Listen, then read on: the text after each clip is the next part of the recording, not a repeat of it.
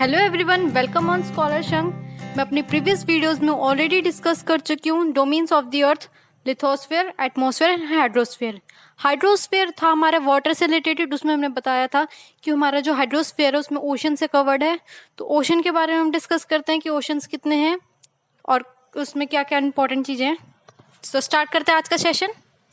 Oceans are the major part of the hydrosphere. मैंने अभी बताया जो ओशंस है वो हाइड्रोजन का मेजर पार्ट जो है वो ही कवर्ड करते हैं ओशंस।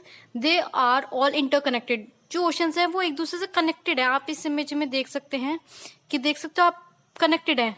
ये साउथ पैसिफिक एशियन ये वाला, ये अटलांटिक से जुड़ा हुआ है, कनेक्टेड है। ऐसे ही हमारा अटलांटिक आर्कटिक से जुड़ा हुआ है। तो ये सारे क्या मोस्ट कनेक्टेड है। The three chief movements of ocean waters are the waves, tides and ocean currents. Oceans में क्या क्या मोस्टली आते हैं? एक तो वेव्स उठती हैं, लहरें। टाइड्स एकदम से हवा का, वाटर का। The three chief movements of ocean water are the waves, tides and ocean currents. जो हमें सागर में देखने को मिलती हैं वो मिलती है हमें लहरें, वेव्स। टाइड्स क्या होती है? जो मोस्ट हमारा सी लेवल जब एकदम से ऊपर और नीचे करे, राइज एंड फॉल करे, उसे टाइड्स कहते हैं। ये दिन में 2 बार हो जाती है, स्प्रिंग टाइड एंड नीप Tide.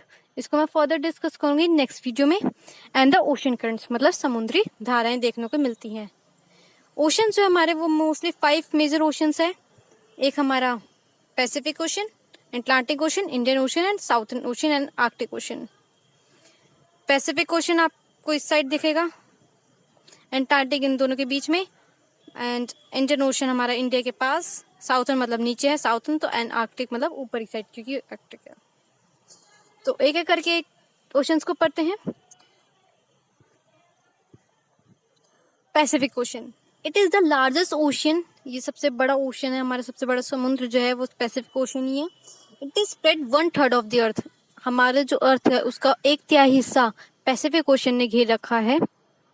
Third point, it is circular in shape. जो इसकी शेप है वो ऑलमोस्ट सर्कुलर है। आप इस इमेज में देख सकते हो इसकी शेप जो है एक तरीके से सर्कुलर बन रही है। तो पैसिफिक की ओशन की शेप क्या होती है? सर्कुलर।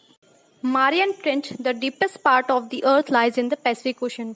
जो सबसे गहराई पॉइंट जो अब तक नापा गया है मारियन ट्रेंच, वो भी पैसिफिक ओशन में है। मतलब आप सोच सकते हो कि पैसिफिक ओशन सबसे बड़ा होते हुए भी सबसे गहरा भी हमारा पैसिफिक ओशन ही है। It is surrounded by Asia, Australia, north and south America. जो हमारा पैसिफिक ओशन है वो एशिया से, ऑस्ट्रेलिया और नॉर्थ और साउथ अमेरिका से घिरा हुआ है। देख सकते हैं आप, एशिया इधर है, नॉर्थ इधर, साउथ इधर, और यहाँ पे ऑस्ट्रेलिया। इन सब के बीच में हमारा पैसिफिक ओशन आता है। Largest ocean that is Atlantic ocean. Atlantic ocean हमारे सेकंड नंबर पे है। इसकी शेप जो होती है इस टाइप की होती है और इसे सी ऑफ एटलस भी कहा जाता है। आप इस फिगर में देख सकते हो ये अटलांटिक ओशन है हमारा।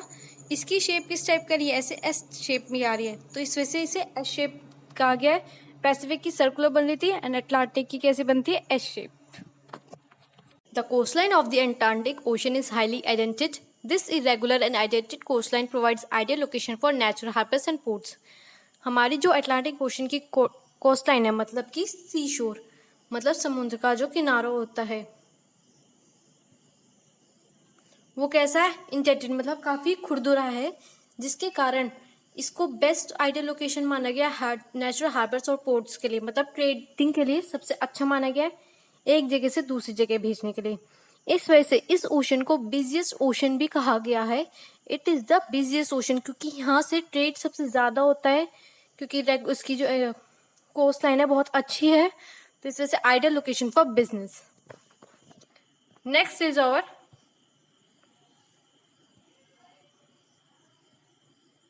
Indian Ocean. इंडियन ओशन जो है कहते हैं हमारा पहला एक ओशन है जिसका नाम जो है कंट्री के ऊपर पड़ा, इंडिया कंट्री के ऊपर पड़ा है, that is Indian ocean. The shape of the ocean is triangle. आप इस फिगर में देख सकते हो कि ओशन की शेप कैसी बन रही है? कुछ ट्रायंगल टाइप की बन रही है। तो इंडियन ओशन की शेप क्या है? Triangular. It is connected to the Mediterranean Sea by Suez Canal. हमारा जो इंडियन ओशन है वो मेडिटेरियन सी से जुड़ा हुआ है, बाय स्विस कैनाल के द्वारा वो जुड़ा हुआ है। जैसे हमारा इंडिया और श्रीलंका पाक स्टेट से जुड़े रहते हैं, ऐसे ही कहते हैं हमारा जो इंडियन ओशन और मेडिटेरियन सी वो किससे जुड़ी है? स्विस कैनाल से। Next is second last, that is Arctic Ocean.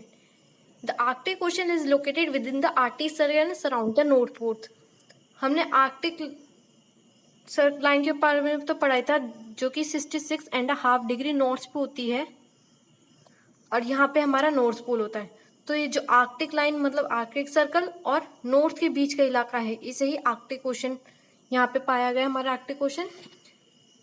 It is connect with the Pacific Ocean by narrow stretch of shallow water known as Bering straight.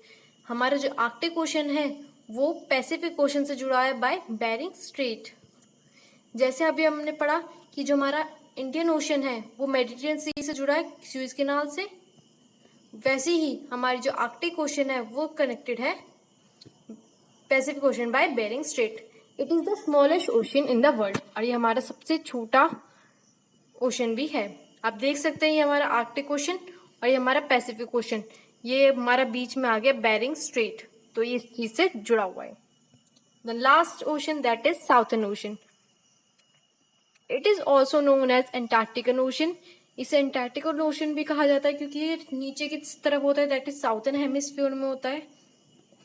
ये हमारी अर्थ है, ये तो हो गया आर्कटिक, और ये वाली होती है हमारी एंटार्क्टिका, क्योंकि एंटार्क्टिका की लाइन के पास होता है। जैसे हमारी आर्कटिक के पास आता है, जैसे आर्कटिक ओशन कहा गया, या एंटार्क्टिका के पास होता है, इस वजह से एंटार्क्टिका ओशन भी कहा जाता है इस साउथर्न ओशन को। तो आज के लिए इतना ही। Thanks for watching. Please subscribe for more videos.